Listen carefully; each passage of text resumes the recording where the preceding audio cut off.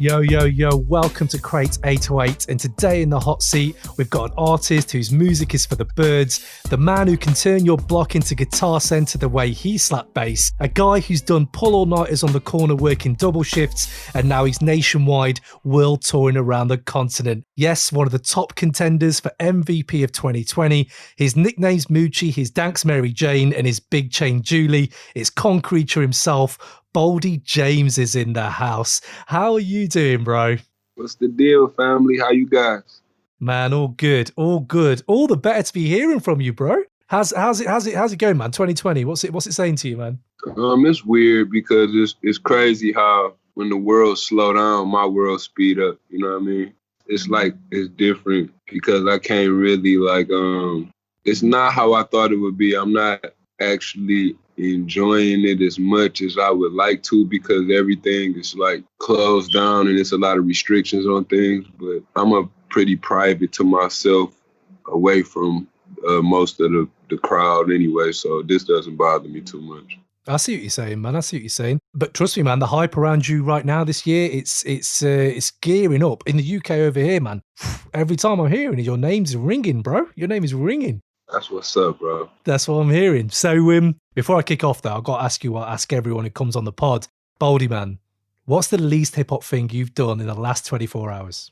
The least hip-hop thing I've done, play catch with my son. I'm trying to teach my son how to run football routes because I grew up playing basketball, but he loves football. I'm trying to teach him how to catch long passes and throw the ball spiral accurate, things like that. Nice, man. That's it. See, even though it's lockdown, we find time to do this shit, right? This is what I'm saying. I get the same, man. With my son, I've got more time to spend with him. It's good shit, to be fair. So, and man, before I even jump in, I want to talk about your projects. I want to talk about your career. I want to talk about 90s hip hop because it's a 90s hip hop podcast. I know you're a 90s head, man. You know that knowledge deep. But before anything else, I've got to say, man, I saw Westside putting that chain around your neck, man. How's that feel? That Griselda chain? Yeah, man, feel good, man. That's my brother, man. And my brother, he's a creative genius, and he doesn't get enough credit for all the curating and all the manicuring to the culture he does. You know what I mean? And you got artists like Conway the Machine and Benny the Butcher. You know what I'm saying? They making a lot of noise out here, and on the underground scene, it's not often that, cats from small cities like Detroit and Buffalo catch a big wave like this, you know what I mean? If you're not making big mainstream records. And I say that to say this, like Gunn, he just wanna see everybody win. He just a real nigga. You know what I'm saying? Always just been genuine, 100 up front. You know what I mean? No hidden agendas, and that's the type of nigga I am. So, and plus we both Leos, so we just get along, bro. His birthday just passed on the 27th, man, coming up on the 9th. Damn, man. Well, happy birthday for that when it's coming up. I mean, you're right. It's a takeover right now, but it's good to see that shine, man. It's good to see you getting that shine. You've put the work in for sure. I mean, if we got to touch on all of that, but I'd love to just go back. Detroit, you growing up, because I gather there's a musical legacy in your family tree anyway, with Angelo Bond and the music that has come out from that. But I just want to know, when you grew up, what was it about hip hop especially? Why was it hip hop that you found in that music that you did? Why didn't you go into the other stuff that you could have avenues for? What was it about rap that really got you as a young age?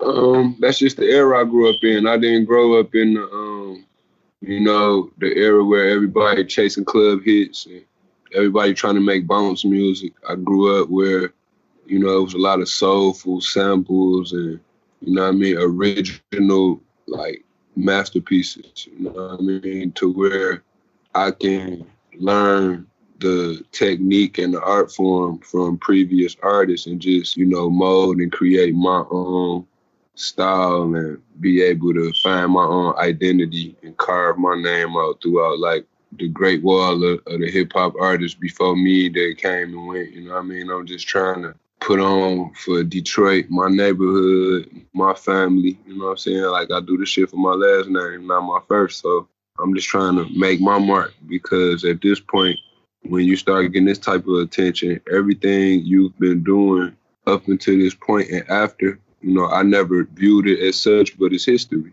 Like, you making history. So I grew up in the music. Like you say, my Uncle Angelo Bond and my grandmother, they was Motown artists, you know, so that's just the era I grew up in. And I seen the culture shift and people adapt to the changes that the artists are making with music, and the constant swing and the shift of like how the wave, the ripples in the wave change. You know what I mean? So, you know, I just adapt to it, and I listen to a lot of that. But when it's time for me to make my music, I try to stay in my vein. Man, but that's mad you say that. Just being completely honest, I remember seeing your like name on the compilations and stuff like that. And it was really only the last like few years where I was like, holy shit, man, like this is consistently good. When you say about sticking to your lane and finding your lane, what is mad about your career is you've tried everything.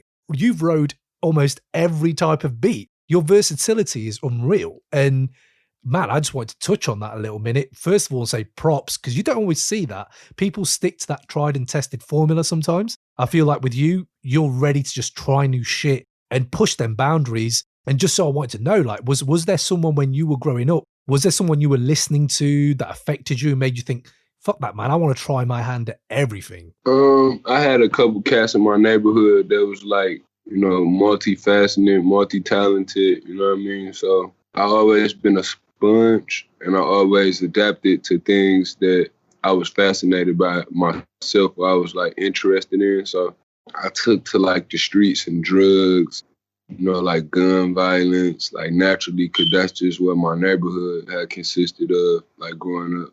And it was certain cats in the neighborhood that would put me on different types of music. I would rate the music that they was listening to, you know, by the actual person that was, you know, introducing me to that artist.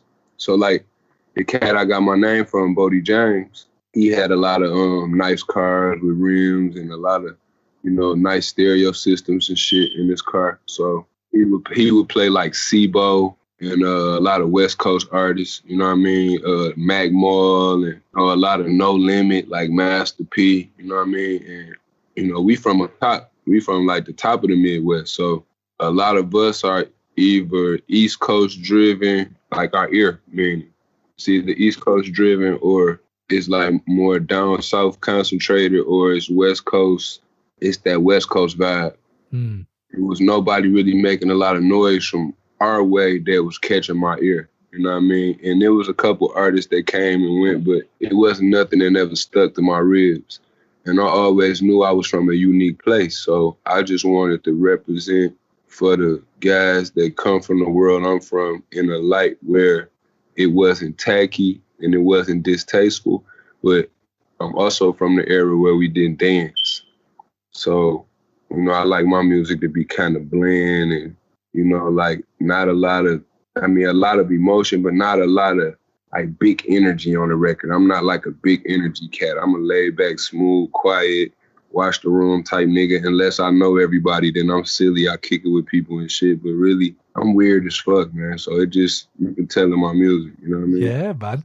Well, you can. In the bars itself, the way you flow, that measured, kind of calculated, you kind of find the pockets really well on production. I mean, I'm going to get into that with the people you've actually worked with the collabs you've done. They just mesh really well together. When you were looking at when you were growing up and you were listening to this music, was there certain records you got into first? Like what were the first few that you were like, maybe the first ones you bought or the first ones you copped and you were like, yeah, man, this is my shit right here. I used to like Heavy D and the Boys. I need somebody to love me for me. I used to like that record. Yeah, man. EPMD, Eric B and Rakim, you know, Easy E, NWA, just things of that nature. You know what I mean? I seen like the older dope boys from my block, you know, just vibing out to certain artists that was making certain tunes, and if I was a fan of the person that was putting me up on the music, then 9 times out of 10, I was a fan of the music. Sweet, man. I feel it, man. Do you remember the first time you dropped a rhyme or like when you wrote a rap? Like, do you remember your first rap? Yeah, I never rapped it to anybody because I didn't feel like it was good. Oh man, you gotta bless me with it now, man. I beg you, man. I beg you. I bet if I had that rap right now, it would be good to me because it was like my first rap. It means so much more now than it would then. And I'm mad that I don't have it because I want to hear like where my man was at. I mean, I'm pretty sure I know where my man was at because I was talking about drugs and guns and shit when I first came out. I mean, when I first started fucking with the music because that's Detroit in a nutshell. Yeah. Do you remember that when you were first found out that you were good though? You know, when you first someone says, "Man, that you're the shit right now." Do you remember that time feeling like, "Fuck, man, that's that validation you got from somewhere"? You want to know what's crazy? Like a lot of my dead homies and a lot of my guys, like I grew up with, that I can't share these experiences with. Those are the guys that was telling me like that I was good. I got a couple still alive. They used to be like big fans and supportive of like everything I was doing and shit. If it's not like the young guys that's like turned up, like too turned up, like they make all that turn up music and they feel like my music is kind of boring. But if it's not those type of cats, then usually everybody love my music. You know what I mean? And first time somebody actually told me that I was good, I think, yeah, like I say, it might have been my homeboy Brent and my brother. He's dead. Brent he's deceased, and then my homeboy Rob, he's still alive. That's my bone coon. We still like this to this day. 30 years, we never had an argument. They told me that I was good. Like he told me that I had the voice and that my music was like unique in the sense to where he knew it just was like it stood out. And he always told me that being unique, we further fit in with what's going on. I feel you, man. I feel you. That's interesting because when you're looking at your voice, mad, like it's just like one of them voices that cuts through, bro. It cuts through. Trust me. So I think there's that element to it, like hearing the flow works with the voice so well. I remember there was an interview or two. I was just checking out a few interviews that you'd done in the past, and there was one thing that you said that really stuck out to me, where you were like, you said you probably could have been more successful if you were like more exaggerated or a bit more like arrogant with the way you kind of flowed and stuff. Is that still the case now? Is that something you still feel?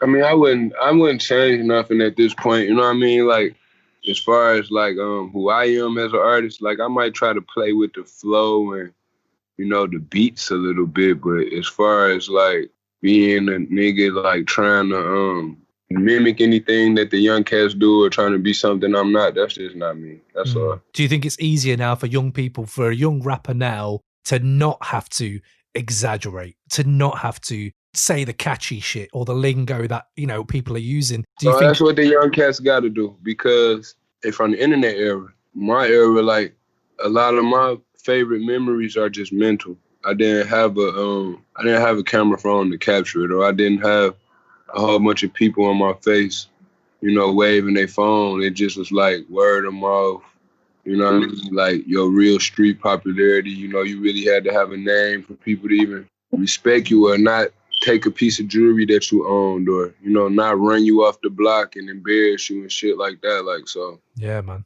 That's the world I'm from, so. It's a different world now, though, isn't it? That's the thing. It's like it's pretty crazy. Yeah, you could just jump in the music game and be whoever you say you are. It's like I say I do this, and who's to say I don't? You know what I mean? And I just came out of nowhere, but I make hot music, so I took over the rap game because my music is just hotter. And at the end of the day, that's just what it's about. It's not about who realer, who bust their gun the most, who got the most bodies, who sold the most dope. It's about who makes the best music. You know what I mean? Who makes music more relatable to the people and, can tap into that feeling that the fans get where they actually want to support you as an artist. You know what I mean? So that's what we're trying to connect with the consumers, the fans. You know what I mean? You shouldn't be worried about the next rapper because he got the same, agenda as you. And sometimes his agenda is hidden when you come around because he only trying to act like he fuck with you so he can, big up his fame and leech and skeet off shit that you done built, shit that, that got your name, in the high rankings. And niggas just want to take your high score down and put their name up. Yeah, man. I feel you. It's so different. That just reminds me, because obviously this is a 90s pod. That's the era we grew up in. And I feel it's so different to now. but it's also like you can see the roots in stuff. Like your versatility, as I've already mentioned, reminds me of that 90s. And there were so many different types of rap that was fucking excelling at that time.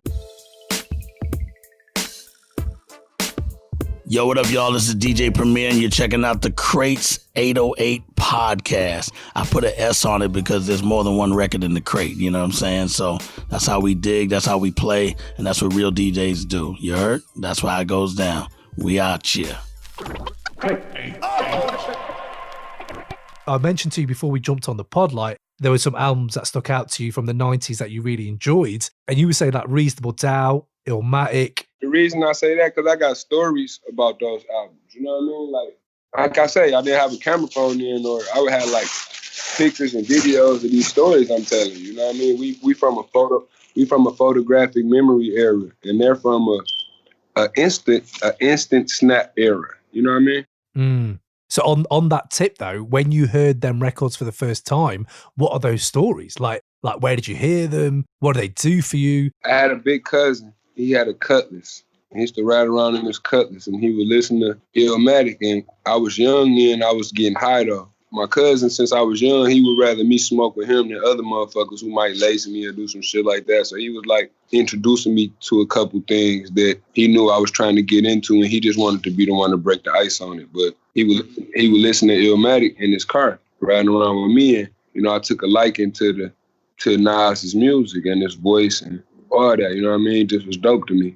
I tried to steal his tape, and I couldn't steal the tape out the car because it was like his favorite tape, you know what I mean, to listen to at the time. Yeah. So my father had a shoe shine box full of quarters, and it was a record store like a mile away from where I lived at. I stole 40 quarters out of my dad's shine box so I can go up to Chauncey's, you know, record store and buy Illmatic. I went and bought the tape, and I was riding around with my homie, and I left it in his car. You know, I don't know, I might have tripped over a couple dollars at the time. So my homeboy LS from Hell Block Westside, you know what I'm saying, he had the Nas CD, and he was just so happy trying to sell it. And I had the $10 he had wanted to sell the CD for, because I don't think he liked it. I don't think he realized it was a classic at the time. Right. You know what I mean? Okay, yeah. I had enjoyed it because, like I say, my cousin had the tape. I went and bought the tape, lost it. Now I purchased the CD from him. So now I got the CD listening to it. So, you know, I know Illmatic, you know, like the back of my hand, in and out. So my man Frankie, before he got killed, Frank got killed, you know, like some years back, and they found him in the trash can with his dick in his mouth. Like that's the type of gangster he was. Like he was doing all type of wild shit. So when they caught up with him, they, you know, would rewind back to our Avon days. It was a street called Avon that we was on in the neighborhood. And I used to hang out on Avon with all the guys, and they had this CD with a 2.5 on it. I didn't know who the artist, who CD it was. I just remember this one song that was on there that my man was playing. My man Frankie played that I liked. It was called Coming of Age, featuring Memphis Bleak. Mm. And that song, I love that song so much, like the story, how the OG was, you know, hitting this little homie off with some cash and some work. Little homie getting some money. Now he getting too big for his britches. He down there want to take the boss down. They bumping heads. They had to have a sit down, talk, work it out. They wasn't seeing eye to eye.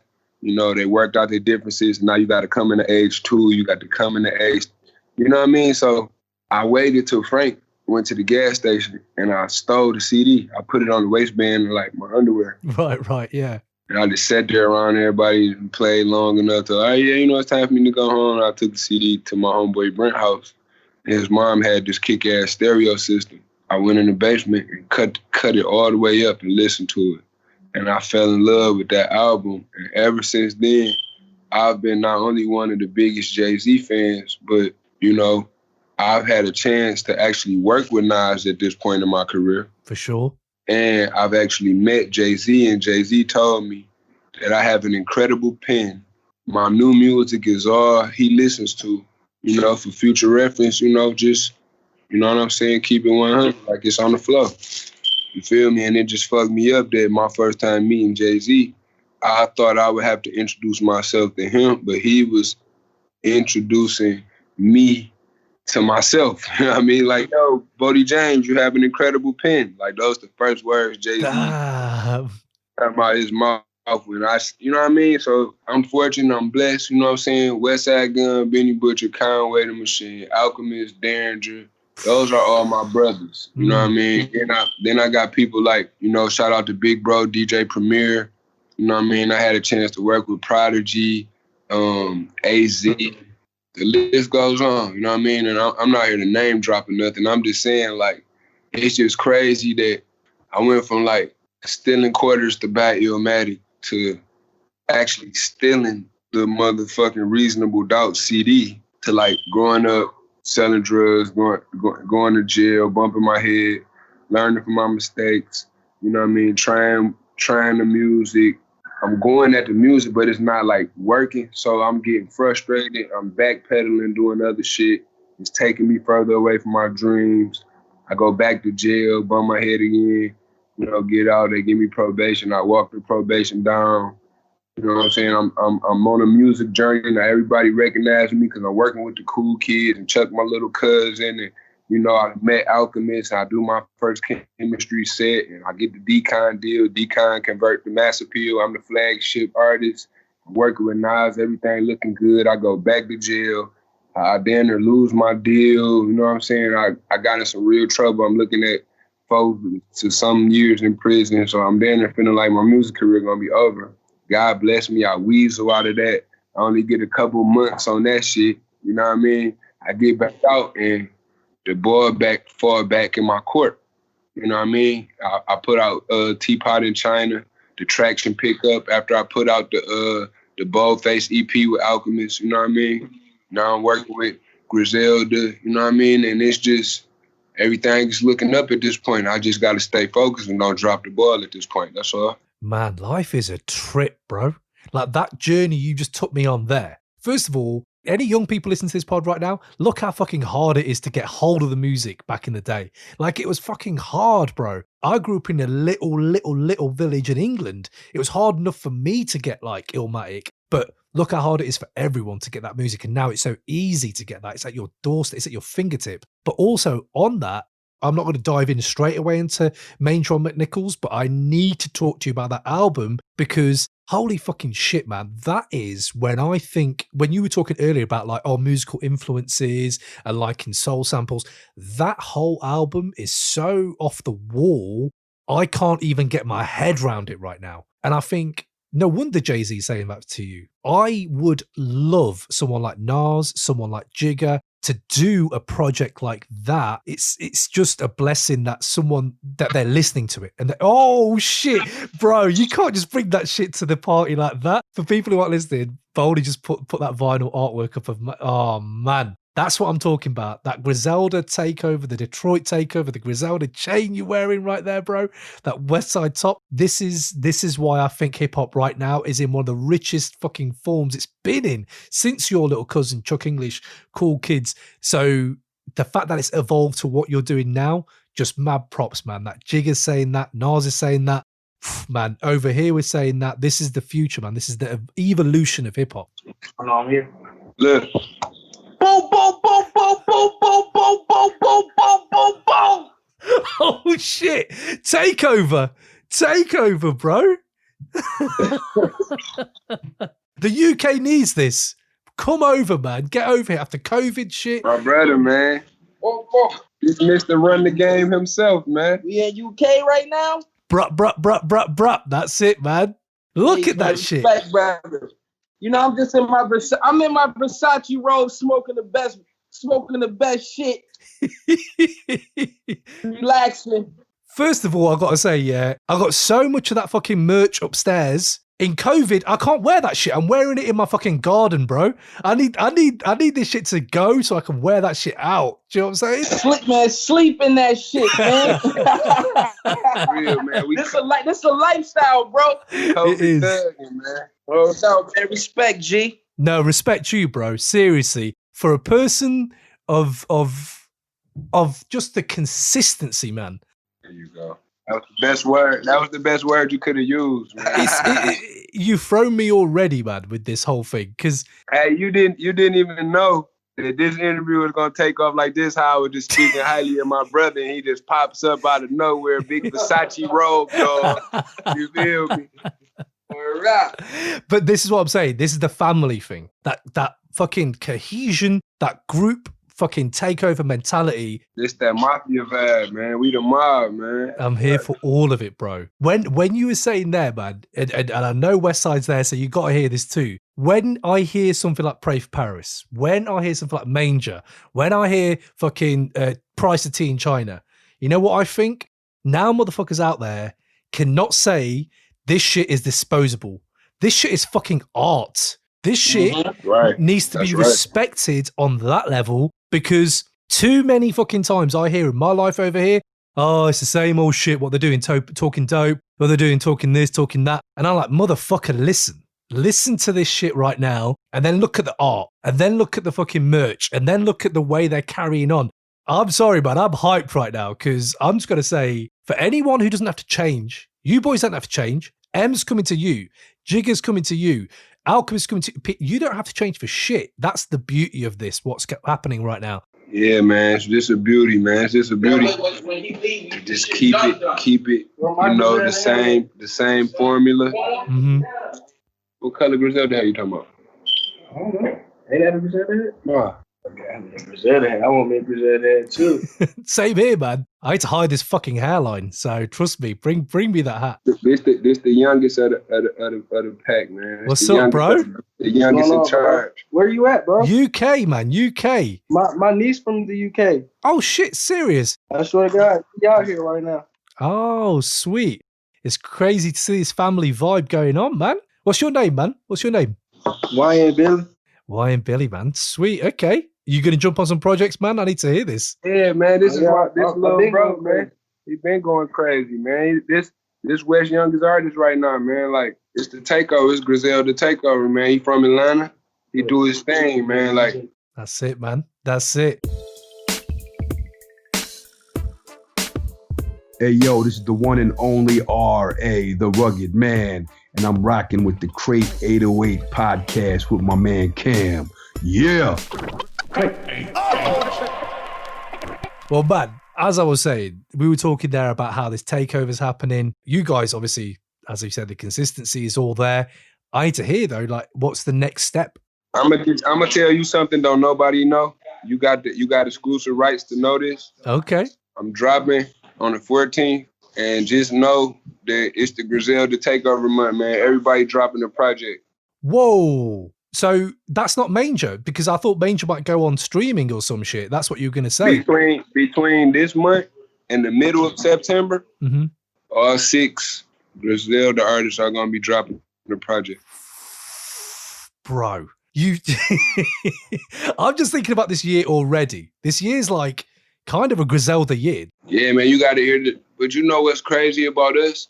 The music that we have in the stash is sometimes crazier than the shit we putting out.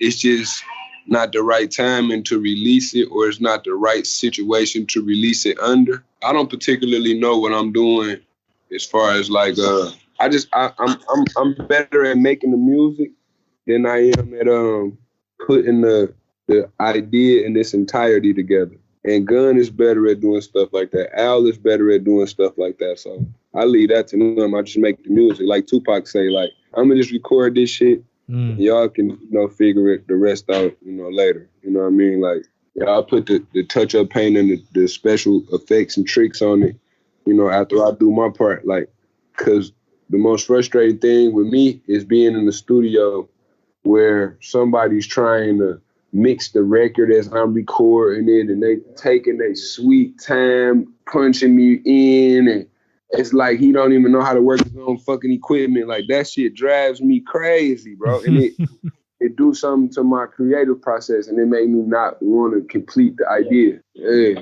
you know what I'm saying? I see that, man. If we were jumping on that then, because I need to talk to you about the Price of Tea in China, easily one of the albums of the year. When I hear that, and I hear, like, obviously Alchemist and you have done bare things before this anyway, I just need to ask you one thing then. So is it that then? Do you lace the rap? and then he makes the beats to your vocals, or are you hearing the beat and then you're spitting on it? Like, which way round does it work for you? Usually, if he doesn't have a beat in mind that he was, if he doesn't have a beat he was making with me in mind, usually I'm sitting right there while he's cooking the beat up, and then I start formulating to the beat as he's cooking it up, or after I hear it, at least the rough of it complete. Because that's what I couldn't again get my head around, is how you're finding the space in that music. You saying my timing? You saying my timing is your type of time? Yeah, that's because the UK, I feel like y'all musical ear is like more left-handed. It's like more left coast, more left-handed, more unorthodox type of shit that y'all fuck with. Like, y'all don't like the typical, the normal. It has to be something that's, musically special. When you hear certain samples blended by certain producers, the way they lay the drums on top of it, the part of the sample that they loop, some of them, you know what I mean? Some of them got like the oddest drum patterns ever. You know what I mean? So, yeah. And I noticed y'all ear is geared more towards that type of sound. So my voice on those type of beats is more geared to the type of music, in your world that your culture accepts. You know what I mean? Like, the turn up is cool because everybody likes to party, but you're not partying 24/7. Usually you living more life than you're partying, and that's like more of a serious, more grown up, more focused vibe. That's exactly it, though. That's it. I didn't think of it that way, but that's true. I mean, before we jump onto that kind of thing, and like the album itself, I need to ask though, how did you even link with Alchemist? I don't even know how you link that up. Because Chuck English is my cousin, and Chuck was going back and forth to California, making a lot of relationships. Him and Al were good pals. And he put Al up on my music, and Al heard my voice. And, it instantly resonated with the Prodigy and his vibe. And he was feeling like, well, this guy got enough in him for me to be able to work with and possibly, bring greatness out of him. And that's exactly what he did, because, a lot of people like to take credit for, me climbing up the ladder, and up the totem pole, but I would have to give most of it to Chuck, Al, and even at this point, like Wes. Yeah, for sure. You know what I mean? Well, there was a rumored project I heard, Alka-Seltzer. What happened to that project? Is that project coming? Nah, Al didn't. Al said we was gonna use that name if I didn't come up with nothing better, but that ended up being the price of tea. Ah, okay, sweet. Okay, so I was wondering what happened to that. Wait, the price of tea? Yeah. Hold on, Daddy, I'm doing an interview. Look, say what's up. Who is that? They from the UK, from a different country. How's it going, little man? Say what's up. Say 227. 227. That's it, man. That's dope, man. I love this family vibe, bro. Seriously. That is the vibe. The vibe is family. That's it. What is behind the name and what's behind the artwork? I've had bare people asking me, what's the artwork about? What's the name mean? I would love for you to break that down to me right now for the price of tea. The artwork is Al being creative because he doesn't like doing things that's predictable. And then the price of tea in China means exactly like, how somebody always say, what's that got to do with the price of tea in China? You can't say that anymore because that is the price of tea in China. So that got something to do with everything. That's what that album was to me. It was my everything at that point. Like I was going through a lot. So I had to, release that. It's therapy.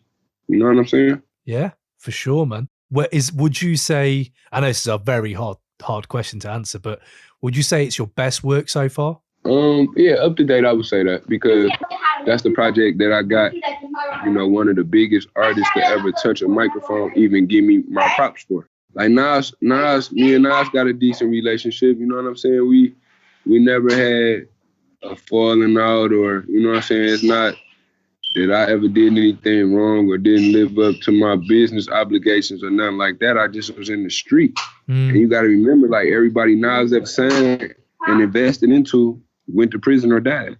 So I started reminding him of, it started seeming like I don't want this shit more than he thought I did. So why would, somebody waste their efforts and attentions on something that's not moving and doing the numbers, you know what I'm saying, that other shit is moving and doing, and you're not focused, you want to be in the streets ripping, running, knucklehead and shit. So, you know, that's the shit end of the stick you get from people doing big business when you hindering a business situation. You know what I mean? So, you know, you learn from your mistakes, and, you know, I had to make the necessary adjustments. That's all. And Price of Tea, it got Jada, it got Jay-Z to give me, you know what I'm saying, props at a Griselda show in LA at the what is it, the Staples Center? Club Novo? At the Staples Center though? Yeah, Club Novo, man. Ever since then, I've just been feeling like I just got to stay focused, and I'm on the right track, and I'm making the right music, obviously. So I just got to stay in my bag and keep being creative. That's it, man. And on that point, when you were saying keep being creative, I don't think I'm going to hear, well, you never know. Rap's incredible. You boys obviously are bringing different shit all the time, but I don't think I'm going to hear anything different or as creative as Manger on McNichols, that obviously you showed me the artwork for earlier. Sterling Toles, man, I'd love for you to tell me a bit more about that relationship you've had with him. Obviously, I've read quite a few things actually, and he did say that he was one of the first ever recorded songs you did. I got a record called Toast to the Kings where I say, me and Sterling Toles in that leaky. I said something about the ceiling leaky, no lights or some shit, but yeah. I meant Sterling Toles and Toast to the Kings. But Sterling Toles is the first person to ever let me record in the studio, the first person to ever get a solo Boldy James record or a Boldy James feature record on anybody's song or any of that. And that album, we've been making that album for the last 12, 13 years, and it's finally complete. And most of those vocals, except like 2 of those tracks, I was like, you know, maturing from boy to man type shit. So that's just a unique album because I was learning the ropes with that. Man, wait. I just want to take a second here for all the listeners. You saying you were learning the ropes. If anyone go out there, buy that shit. Because you learning the ropes, none of that sounds different. You said, 12, 13 years? People change in 12, 13 years. Like rappers change their shit in 12, 13 years. I can't even tell which track's new and which track's old. Like, it's all brand new to me. It's crazy how that was recorded all along that time. Cause Sterling is an artist. He paints portraits, and he's just like a real artsy person, like really like in the literal sense. So and he also fuck with the music. So when he make music, that's just how his brain works. You see what I'm saying? Like Sterling is a creative fucking nut job, bro. Like he's like, no, seriously, bro. Like he's like artistically challenged in the worst or best ways. Like he a monster with that shit, bro. You know, if I show you some of his portraits and paintings and shit, man, you'll be like, yo, this kid's, man, is crazy. Could you tell me that first time when you recorded? Because I read an interview and he was like, you weren't even there to record. You were there with your boy or something. And he was like, yeah, Boldy was just in the corner rapping. And we were like, do you want to jump on? And it just sort of happened that way. Is that how it happened? Yeah. My big brother, Idol Costamato, you know, I got a song with my other brother, Poppy Bricks. They're not my blood brothers, but like, you know, like we grew up, you know, on that one time. So, you know, after the friendship then matured long enough, you know, it's a brotherhood. So me and Poppy, he who I started Concrete and who I started rapping with. So Idol is his big brother. Idol had this big booty bitch at the studio, this badass bitch. And he couldn't stay focused on the record because she was like trying to go get into something. He kept rapping, but he kept fucking up. And my man didn't want to waste the studio session.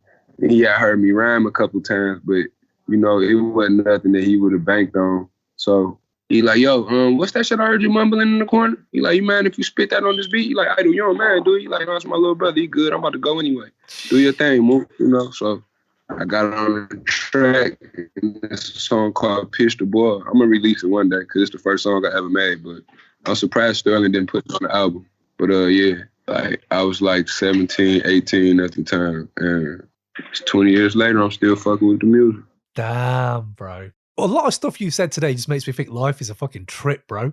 Like, it's just crazy how this shit comes around in circles and shit. So yeah, no, I'm very much here for that project. I'm enjoying the way you're bringing out it as I mean, you seem like you're set for collabs. Like your collab game is crazy. I know Freddie Gibbs is out there doing his thing. I know bare people are out there and doing a lot of collabs right now. Yo, I got a new Jadakiss record on Gunn, new shit on Who Made the Sunshine. The debut Shady project, me, Gunn, and Jadakiss. Fire.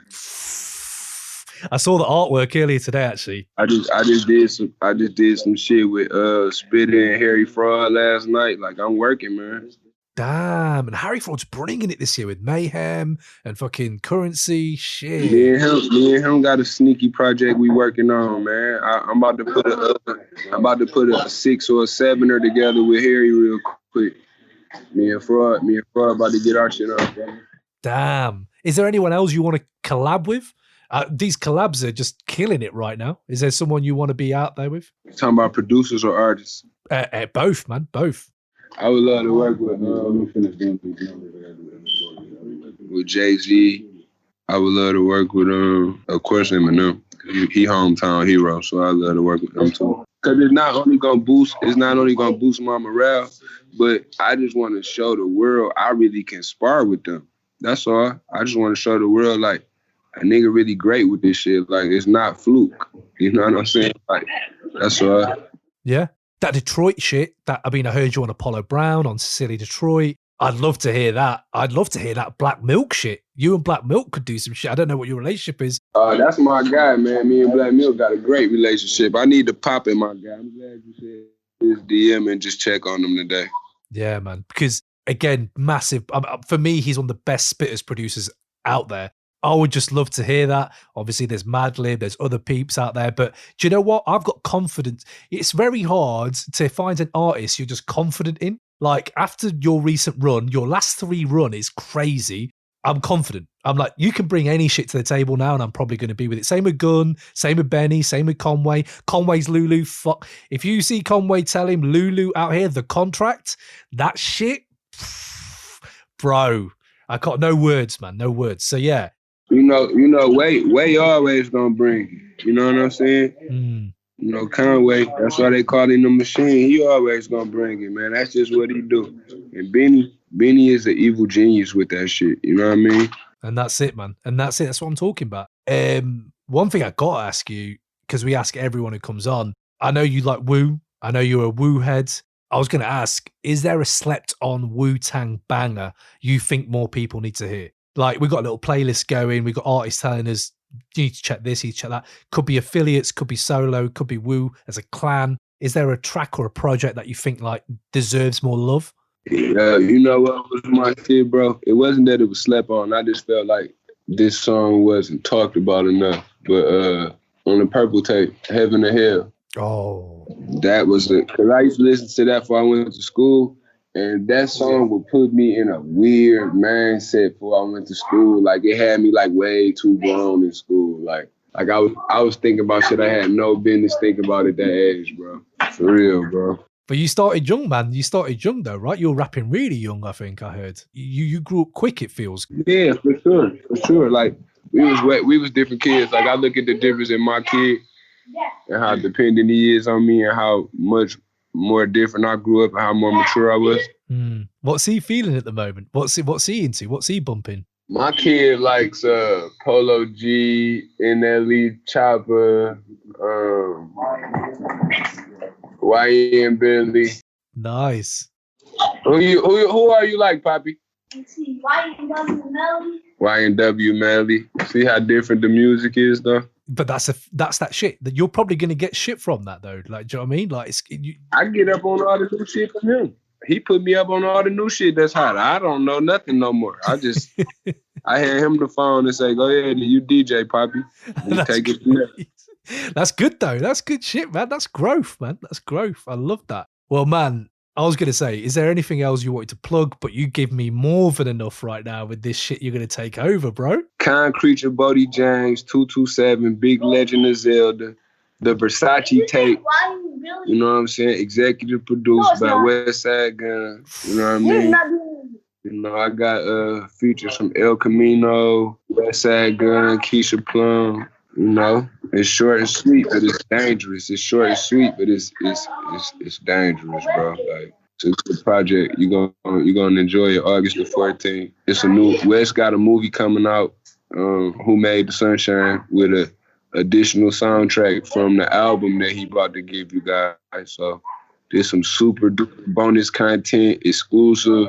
He just fuck with y'all. You know what I'm saying? Like, dog fucking the game up right now. Like, yeah, man. That's crazy. That I was going to ask about the visuals, because your visual game's crazy anyway, but I was wondering, I'm waiting for that kind of, you know, like when people drop like a 20-minute film that goes with their album. I was like, I'm ready for like a 20-minute Griselda film to go with like a project. Do you know what I mean? Oh yeah, that's exactly what's about to happen. Well, you got it. He got to give you a short, a real short. You know what I'm saying? But you know who made the sunshine? It's on the floor. Let's go, man. Let's go. Well, Boldy, man, before I let you go, then I'm going to ask you one last thing we ask everyone else. What's the last great piece of music you heard? Could be old, could be new, could be anything, but the last great piece. The last great piece of music I heard, I was just listening to Pray for Paris in my car.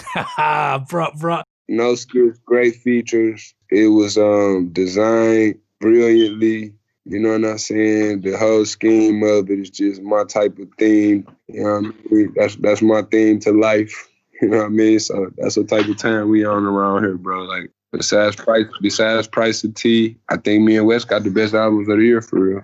Absolutely, man. Absolutely. I know a lot of people who would agree, so don't worry about it, man. Well, bro, thank you for blessing us, man. I'm ready for the next project. If you ever want to jump on again, bring this hype, I'm here, man. If the boys want to jump on, we're here, man. Just keep bringing it. 100, brother.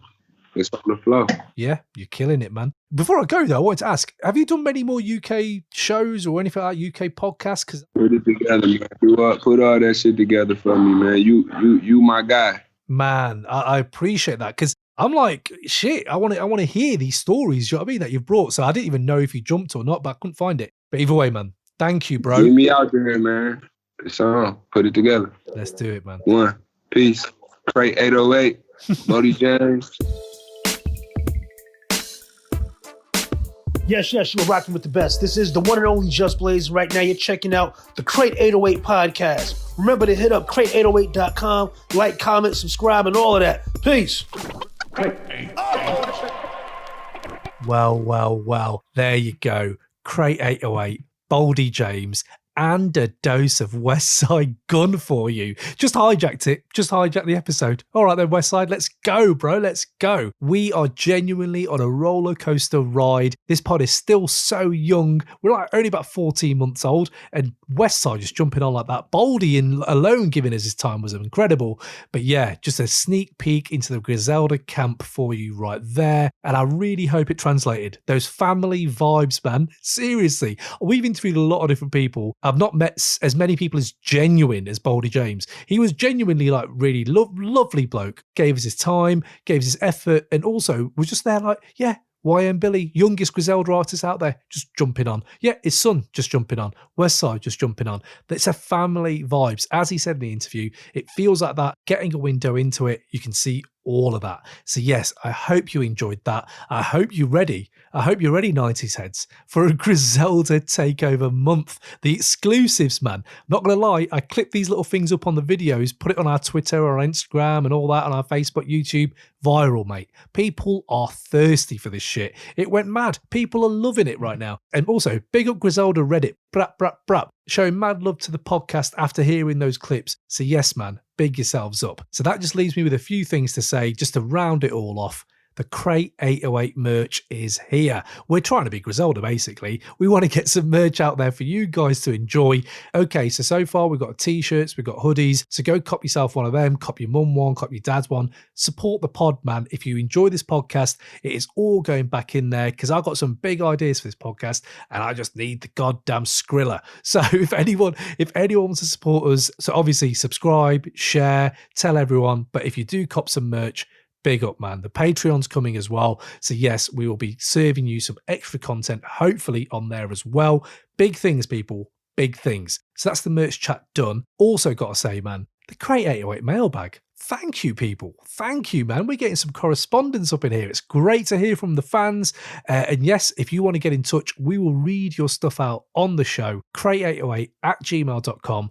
I'm going to make a little mailbag section in the next episode coming up. So yes, get ready for some of your letters to be read out. For people out there who want to jump on the show, I want to hear some things from you, man. I want to hear correspondence. I want to hear what you thought of this Boldy James interview. I need to know, where's the weirdest place you've met a rap artist? You know, it could be a kebab shop. It could be Clark's shopping for your shoes. People still shop at Clark's for shoes, well, I hope. Anyway, could be at Woolworths. All the basically defunct stores that are no longer around. Where's the oddest place you've met a rapper? I want to know, man. Throw the suggestion in. I'll read it out. Also, the most ludicrous lyrics you've ever heard.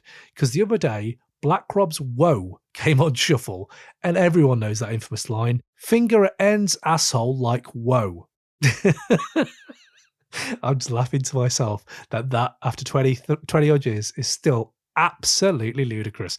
But big up Black Rob for just letting us know his sexual preferences on wax. Either way, right, most ludicrous lyrics you've heard, drop them to us. We will definitely feature them in the show. Who are the most overrated and underrated rap artists and groups in the 90s? Like, who are the artists that I need to pay more attention to, or I paid too much attention to? Either way, throw them in. I'm ready to go, man. There's actually been some albums I've been listening to actually recently that have actually been dope by underrated artists. Tim Dog's album, man, Penicillin on Wax. I've never known such an album that carries the beef on with NWA for so long. Like, okay, mate, you going to talk about anything else? No, I'm just going to purely go at NWA and the West Coast. But man, actually a really fucking good album. Tim Dog, Penicillin on Wax. Check that one out. So if there's any underrated albums, underrated artists, people like that we need to check out, hit us up, man. We're here for it.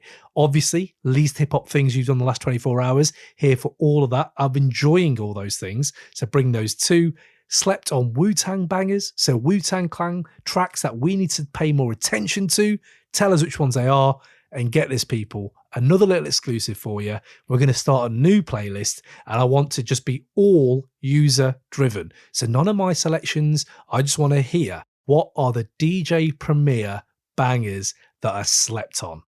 Well, hold that for a second, just so everyone can get that in. Yes, there's going to be a primo playlist coming, and it's made by you guys. So yes, even if you can't email us, hit me on Twitter, Facebook, YouTube, whatever. Throw these at me, man. Also, last one, by the way, hip hop artwork. If there's people out there who think there's artwork that is, I don't know, really fucking dope and no one talks about it, it's absolutely ridiculous and no one talks about it, it's funny, or if it's one of them that you've got a story behind, hit me up, man. I'm here for the stories.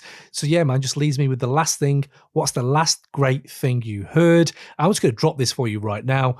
Man, the Spotify playlist, the Crate 808 Bangers playlist, it's in the show notes. Go check it. Go to Spotify, check us out. Man, there's some cuts on there. And there's one on there that I put on by XP the Marksman, man. First of all, the artwork to this album, Sincerely the Part 2 project, is superb. It's great artwork like we just talked about. So yeah, there you go. Superb project though. It's up there with MF Blue for me, which is like one of them underrated albums that I just cannot stop putting on my rotation. So yes, man, if you don't know about XP the Marksman, any Rock Marciano fans will actually really enjoy him because he did a Keep Firing EP produced solely by Rock Marcy last year, and it's banging.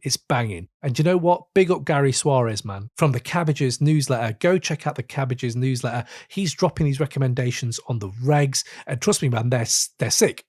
He's got a very good hit rate, so go check him out as well. Any other newsletters that you think I need to be checking out, hit me up, man. I need to check these out. So yes, man, there we go. Another episode. I hope you enjoyed this. I hope you enjoyed the Griselda takeover, Boldy James. And yeah, man, go tell a friend. This is what we're doing. We out here, yo. I will catch you on the flip side. Brat, brat, brat.